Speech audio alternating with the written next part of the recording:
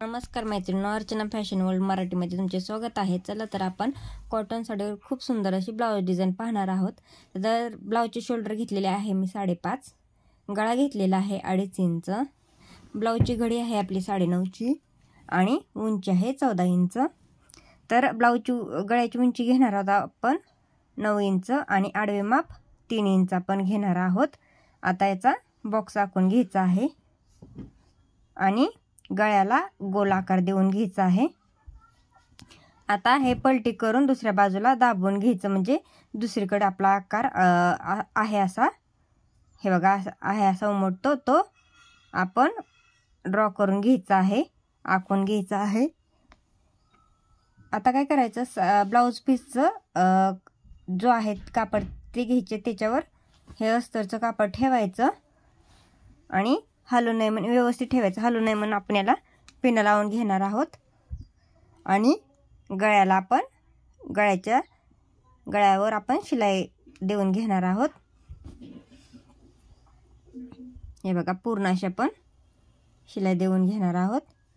आता गळा कट करून घ्यायचा आहे आपण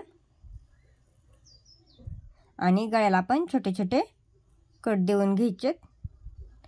टिप आपण दिलेली टिप कट होणार नाही याची काळजी घ्यायची। आणि हे बघा गळा असा व्यवस्थित असा फिनिशिंग मध्ये यावा म्हणून अस्तरवर आपण दाब टिप मारून घेणार आहोत।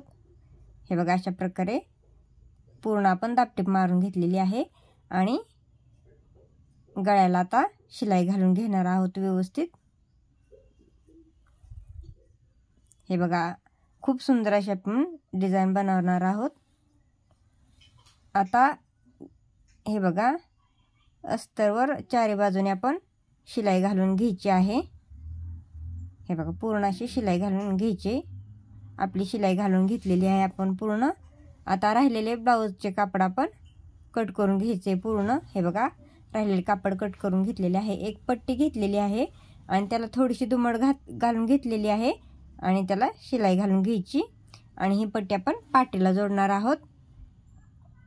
हे बघा अशा प्रकारे आपण पाठीला पट्टी जोडून घ्यायची। आता दाब टिप त्या पट्टीवर देऊन घ्यायची, हे बघा अशा प्रकारे, आणि आतल्या बाजूला दुमडून त्याला शिलाई घालून घ्यायची।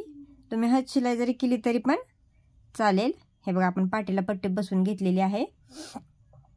आता काय करायचं आहे, तुकडे करून घ्यायचे ब्लाउज पीसचे आणि हे थर्मासचे बॉल आहेत आणि ते अशा प्रकारे कापडात ठेवून हे बघा व्यवस्थित असा गोल करून घ्यायचं आणि त्याला दोरा गुंडाळून घ्यायचा आहे। हे आपण पोटली बटन तयार करणार आहोत। हे बघा अशा प्रकारे आपण पोटली बटन तयार करणार।